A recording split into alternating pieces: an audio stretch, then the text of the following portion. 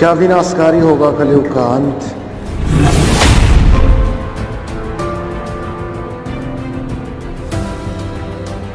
क्या दुनिया हो जाएगी खत्म।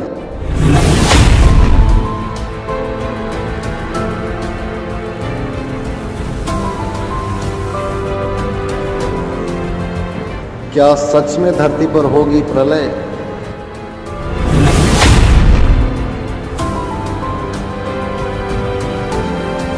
24 अवतार तक हो चुके हैं, 25वां और आवेगा नीकलंक नाम से कलयुग के अंत में।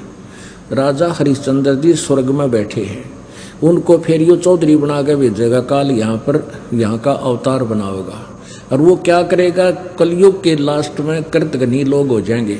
अब ये जो समय चल रहा है वर्तमान का पुण्यात्माओं, ये मोक्ष काल है। अब ये मोक्ष समय है और ये कुछ 1000 वर्षों तक रहेगा।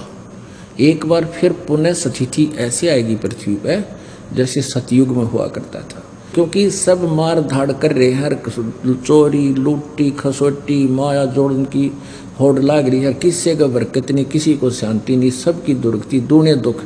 निरे मेडिकल खोल लिए, शहर शहर में निरे हॉस्पिटल प्राइवेट भी, हर सब का भीड़ जो खचाखच भरे रहते हैं, क्योंकि उनके पाप नहीं कट सकते, वो उड़ मर जाए सड़ का हॉस्पिटलों में। और परमात्मा की दया से वो रोग आपके वैसे ही ठीक होने लग जाएंगे, क्योंकि परमात्मा से बड़ी कोई शक्ति है ही नहीं। लेकिन वो होंगे किस तरह, इस विधि से आपके अंदर नम्रता, आपकी भक्ति बढ़ेगी। तो ऐसे ये एक बार पूरे विश्व में एक बार या दौड़ रुकेगी, नहीं तो आग लाग रही है। बाण भाई का प्यार रहा नहीं, माया माया दिखे है। भाई का माया के ऊपर मिनट में मुकदमा, लट्ठम लट्ठा। बाप की इज्जत नहीं, माता पिता से प्यार रहा नहीं, और कोई साहूकार दिखता ना। मान किसी ने 2 नंबर करके इकट्ठा भी कर लिया, फिर पाप का भागी बनेगा, आगे 84 लाख योनियों में दुख पाओगे। तो बालक नादान बच्चे हैं जो जहर खा रहे हैं, जब इनको ज्ञान हो जाएगा फिर छुएंगे नहीं, हाथ भी ना लावें। तो अब ये समय बहुत अच्छा चल रहा है। लास्ट अब क्या होगा, जब ये युग, ये कुछ समय है, मालिक का ये ज्ञान पूरे विश्व पर जाएगा, इसने कोई नहीं रोक सकता, क्योंकि सबको जरूरत है परमात्मा की, और यहाँ सुख होता है सबको। तो वहाँ जाने के बाद तो फिर लास्ट में कति कृतघ्नी प्राणी हो जाएंगे, भक्ति कोई करेगा ही नहीं, क्योंकि अभी तक तो ये ही नहीं पता था भगवान कौन है, मंत्र कौन सा, जिस तो भगवान मिले, ये रोड़ा रड़ा रखी थी बात। अब ये कंसेप्ट क्लियर हो गया। अब कबीर परमात्मा ने क्या बताया था कि नौमन सूत उलझिया, ऋषि रहे जखमार, और सतगुरु ऐसा सड़ जाए दे उड़ जाए ना दूजी बार। 1 किलो सूत हो ना, सूत धागा, पहले कच्चे सूत होया करते, वो उलझ जाता, जब उन्हें खेचे तो टूट जा, गांठ पड़े। वो धीरे धीरे सुलझाना पड़ता था, वो सारे दिन में 1 किलो भी सुलझ के नहीं देता था। परमात्मा कहे इन ऋषियों ने, अज्ञानियों ने, इन महर्षि कहलाने वाले कथित ऋषियों ने इस ज्ञान को अज्ञान बना दिया, 9 मन सूत उलझा दिया, उल्टी कथा सुना के वेद विरुद्ध ज्ञान दे के सबके हृदय में यो अज्ञान ठोक दिया। अब 9 मन सूत उलझा रखा है इस ज्ञान का, और कहते हैं 9 मन सूत उलझिया, ऋषि रहे झकमार, और सतगुरु ऐसा सुलझा दे उड़ जाए ना दूजी बार। अब यो ऐसा सूत सुलझा दिया गया है, ये तत्व ज्ञान रूपी एक ऐसा रोशनी दे दी है, ये सारा सूत सुलझा कर तय करके रख दिया। अब ये उड़ जाएगा, इस कलयुग में नहीं उड़जेगा यो ज्ञान, जिसने भक्ति चाहिए। अगर भक्ति करना बंद कर देंगे वो अलग बात है, क्योंकि ये कुछ दिनों तक ये साइंस काम करेगी। अब पुण्यात्माओं, आज साइंस के चक्कर में आकाश में बना के विमान घूम रहे हैं, इससे भूल गए भगवान को। अगर 2 वर्ष वर्षा ना करे परमात्मा, ये धरे के धराए रह जाएंगे। कंप्यूटर, सैटेलाइट, नेट, इंटरनेट, इन्हें कोई देखने ही ना रहेगा, मर जाए भुगत भुगत तरफ के। तो एक समय ऐसा आएगा कलयुग में, फिर काफ़ी वर्षों के बाद वर्षा बंद हो जाएगी। ऐसे वर्षा पड़ा करेगी जैसे वो, इस साइंस का नामो निशान नहीं रहेगा, और सब कृतघ्नी प्राणी हो जाएंगे। मांस, कच्चा मांस खाओगे, चोरी जारी करके सारे, मतलब ऐसा बुरा हाल हो जाएगा। और 5 वर्ष की लड़की के संतान होनी शुरू हो जाएगी। 20 वर्ष की आयु होगी, उसमें 5 खंड होंगे। 15 वर्ष की आयु में सभी मनुष्य, स्त्री पुरुष, युवा भी हो लेंगे, बूढ़े भी हो लेंगे, मर भी लिया करेंगे।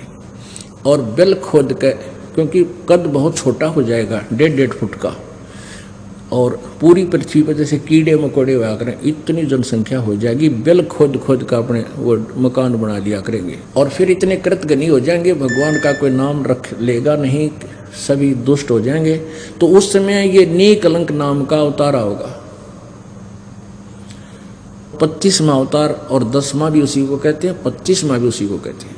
उसकी बहुत लंबी खड़ग होगी, तलवार होगी, वो अच्छी मजबूत शरीर का होगा। और फिर इनको ऐसे काटेगा जैसे अड़ंगा काटा कर किसान खेत में, इन सभी को मारेगा। उस समय किसी के हृदय में जरा सा भी कोई परमात्मा की जगह बची हुई होगी। वो कौन होंगे? वो आप में से होंगे, क्योंकि जो ई पार हो गए, पूरा विश्वास करके, भक्ति सत करके, मर्यादा में रहे तो पार हो जाएंगे। और कुछ रह गए काल के हाथ लग जाएंगे, उनका फिर मनुष्य जन्म होता रहेगा इस पुण्य के कारण। और भक्ति आगे करेंगे नहीं, वो पुण्य ही उनके कई जन्मों तक चलते रहेंगे। फिर थोड़ी बहुत चाह उनके भगवान की फिर भी रही रहेगी, उसमें फिर वो बचेंगे। और जमीन जो है 3 हाथ समझो, 4.5 फुट नीचे तक, इसमें ऊपर से लेकर 4.5 फुट तक उपजाऊ अंश नहीं रहेगा। आप देख रहे हो, एक फसल को तैयार करने के लिए दे खाद पे खाद, दे खाद पे खाद, यूरिया और फलाना, और कितने कट्टे इसमें जहर ठोकर लाए गए। अंत में यह कति निष्क्रिय हो जाएगी, या योग्य नहीं रहेगी काश्त करने की, उपजाऊ नहीं रहेगी। तो फिर क्या होगा कि फिर बहुत जबरदस्त वर्षा होगी, पूरी पृथ्वी पर जल ही जल कई फुट खड़ा हो जाएगा, और कई वर्षों में जाकर के वो धीरे धीरे सूखेगा। और नीचे जो जहर चला गया पृथ्वी में, वो ऊपर आएगा, ऊपर आकर के वो ऊपरली सतह पर, पृथ्वी को नीचे से फिर घास जमेगा, ऊपरली सतह पर वो विष खत्म हो जाएगा। और नीचे से उपजाऊ अंश काफ़ी वर्षों तक जब उसमें खड़ा रहने से फिर घास फूस पैदा होगा पृथ्वी पर, पेड़ पौधे हो जाएंगे हरिये पे। और वातावरण दूषित होने के कारण आपका कद घट जाएगा, इस जीव का कद, हाइट कम होती चली जाएगी।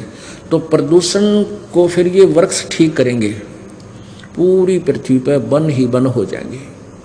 और सारे जो प्रदूषण को, वन ऑक्सीजन को छोड़ेंगे, कार्बन डाइऑक्साइड ग्रहण करेंगे। इस प्रकार ये पूरे वातावरण को फिर परिवर्तित कर देंगे। और फिर क्या होगा कि माता पिता तो छोटे छोटे होया करेंगे, और बेटा बेटी उनसे दुगनी उम्र के, दुगनी हाइट के होने लग जाएंगे कुछ ही दिनों में। और फिर सतयुग प्रारंभ हो जाएगा। और जो अच्छी आत्माएं फिर सतयुग में जन्म लेंगी, लेकिन वो होंगी वही जो अब विचलित रह जाएंगी, और ईप पार होगी, उनका फिर जन्म नहीं होगा। वहाँ आपकी ऐसे ही मनुष्य जीवन होगा, आपका ऐसा ही परिवार होगा। जैसे आप यहाँ जन्मे तो आपको धीरे धीरे आपका पूरा एक संसार बस गया, ऐसे ही वहाँ आपका एक परिवार होगा। जो अच्छी आत्माएं आपके बच्चे हैं, अगर वो भक्ति करके तो जो के तो ये बच्चे आपके साथ वहीं आ लेंगे, और नहीं वहाँ पर आपको बहुत अच्छी व्यवस्था होगी। और वहाँ से भी आपको अलग से परिवार आपका उसी तरह होगा, और मृत्यु नहीं, बुढ़ापा नहीं, और किसी चीज़ का अभाव नहीं। तो यहाँ जो प्रसंग चल रहा था, 88 में 2500 में पूछे, ये तो अस्थिर है नहीं, कबे मुकाम कबे कूच। 88,000 ऋषियों में, और ब्रह्मा विष्णु महेश माया और धर्मराया, इन 5 को में, और फिर ये तो अस्थिर है नहीं,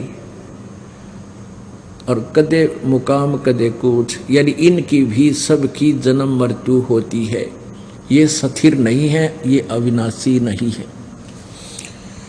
10वां तो अवतारे है हिमालय का नीर, बहुत तक गोते खाएंगे, सतगुरु कहे कबीर।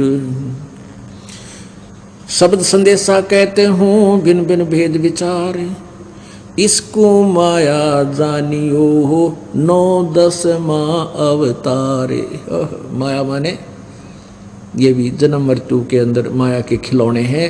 9वां और 10वें जो अवतार हैं, ये भी माया ही के अंदर, काल के अंदर ही उलझ पुलझ हैं। कृष्ण कन्हैया राम है ये बलि बावन अवतार, अरणा कुश नरसिंह है सब माया विस्तार। वो तो अचल अनूप है नूरी दे शरीर, वो परमात्मा और है जिसका नूरी शरीर है, तेजो में शरीर है, तेज पुंज का शरीर है। अब हमारा शरीर है 5 तत्वों के पुंज का, पुंज माने समूह, 5 तत्वों का पुंज है, और वो केवल एक नूरी तेज पुंज का शरीर है परमात्मा का। निराकार शरीर है मालिक, निराकार है परमात्मा, निराकार नहीं नर आकार, मनुष्य जैसा साकार है। धरता को करता कहें बड़ा अंदेशा मोहे, पारस पद भेंटा नहीं जिसको कहिए लोए। लोक अलोक द्वीप सब पूर्ण पद प्रकाश, धौल धरनी सब जावेंगे थिर रसी आकाश। घट में शोक से लक्षलाइए सूतक बढ़ा अंधेरे, ये दम गिनती के दिए भाई फेर सको तो फेर। है निचोड़ कर दिया सारे ज्ञान का। क्या बताते हैं कि घट में सूतक बढ़ा, सबके अंदर जो ना शोक सिलसिला, ये सूतक बढ़ा अंधेरे। अब सूतक पातक बोलते हैं, सूतक कहें किसी का खुशी होगी बालक हो गया, और पातक कहें मृत्यु हो जा। कहते हैं दुख और गम ये तो यहाँ आपका सदा बने रहेंगे थोड़े बहुत, और ये दम गिनती के दिए भाई फेर सके तो फेर, ये गिन के मनुष्य जीवन दे रखा आपको, आपके श्वासों की गिनती करके आपका जीवन निर्धारित किया हुआ। और एक मनुष्य के श्वास की कितनी कीमत है। होय होय कहता हूँ कई जात हूँ कहूँ बजा कर ढोल, और श्वास जो बिना नाम के जात है, ये 3 लोक का मोल, कबीर जी कहते हैं। अब क्या बताते हैं कि घट में शोक सिलसिला और सूतक बढ़ा अंधेर, ये दम गिनती कीजिए तो फेर से कहते फेर। अब कोई कहता जी मैंने नाम ना जपया 2 दिन, क्यों नहीं जपया भाई? अब टेंशन सी होगी थी। अच्छा भाई टेंशन में नाम में छोड़ा तने, रोटी खानी छोड़ी ना, पानी पीना छोड़ा ना भाई, और है टाइम लगा जब सिनेमा भी देखा तने, है तेरा गजब भैया। और छोटी मोटी, क्योंकि आप बहुत ज़्यादा पाप से ग्रस्त हैं। धीरे धीरे जैसे कपड़ा घना मैला हो गया, एक बार साबुन लाया तो थोड़ा सा कुछ दिखेगा, अखाई साफ होने लग गया, फिर 2 बार 3 बार 4 बार साबुन सुबन लाने से फिर उज्जवल होगा। तो ऐसे ही आप जी भक्ति कर रहे हो, धीरे धीरे धीरे धीरे आपके युगों युगों के ढेर हैं पाप कर्मों के, और ये साबुन और जल अभी प्राप्त हुआ ही शुरू है आप लगाने इसमें, अब देखना निर्मल हो जाओगे। तो इस दौरान, अब जैसे इस दौरान जो जीवन है आपका, इसमें थोड़ी बहुत ठूठा बनी रहा करे, और भक्ति नहीं छोड़नी चाहिए, भक्ति करें पार पड़ेगी, नहीं तो फिर भक्ति छूट गई और ये तो और ज़्यादा बढ़ जाएंगे चूँचात है। एक समय एक दरोगा जी घोड़ी पर चढ़ा जा था, कहीं आ रहा था SHO, और गर्मियों के का समय मौसम था, उस घोड़ी को भी प्यास लग आई और खुद को भी बहुत जोर की प्यास लग रही। एक किसान रहट के द्वारा पानी निकाल रहा था, सिंचाई कर रहा था अपने खेत में। पहले रहट होते थे, पुली सी लगाई जाती थी ऊपर, पुली के ऊपर चैन के ऊपर बाल्टियां वेल्ड करके नीचे से भरकर आती थी, वह पुली घुमाई जाती थी बैलों के द्वारा, जैसे कोल्लू घुमाया करें। तो पहले इसे जुगाड़ होया करते, एक लंबा सा लठ लेकर उसकी पाइट बनाया करते, कोल्लू में डालकर वो सारा जुगाड़ को में, तो वो पुली चर्रक करे जो वो चल है, कुछ कोल्लू चर्र चू वो ऐसे चलता था। नीचे तो पानी भर का आता तो लोड में वो पुली में चू चर ये होती रहती थी। अब दरोगा जी ने देखा कि सामने पानी निकल रहा है, वहाँ पानी मैं भी पीऊँगा और अपनी घोड़ी को भी पियाऊँगा। और घोड़ी पर चढ़ा और उसके निकट आया तो घोड़ी उस रेट्स के चलने से वो चू जो हो रही थी, ची चू जो चल रही थी, उसने बिदक गई और बिदक कर दूर बाज गई। दरोगा जी गुस्से में कहने लगे, रहो रहट वाले, इस चूचू को बंद कर, मेरी घोड़ी डरती है। उसने रहट रोक दिया, बैल रोक दिए, तो चू खत्म होगी, तो गिल्ला पानी खत्म हो गया, क्योंकि चू चल रहा था वो पानी तो। और वो आगे खेतों में सूखे खेत थे, साथ पी रहे थे जल। तो घोड़ी निकट लेकर आया तो जल नहीं पाया। दरोगा जी कहने लगा वो जल निकाल। उसने फिर बैल आंक दिया, फिर चूं चूं हुई तो घोड़ी फिर 1 किला दूर जा खड़ी हुई। ऊपर दरोगा जी उसने कहा रे चूं चूं को रोक। उसने फिर बैल रोक दिए और फिर निकट आया, कहने का पानी निकालो। पानी निकालने के लिए फिर चूं चूं, वो अब घोड़ी फिर बाज गई। अब वो किसान बोला दरोगा जी इस चूं चूं में पी गए तो पी गए ना, दोनों मरोगे तुम। तो भैया संसारिक जो टेंशन पेंशन थोड़ी बहुत चूं चूं हो जाएगी, लेकिन इस राम नाम ने पिए जाइयो ना तो बिरन मट्टी हो जाएगी। बोलो सतगुरुदेव।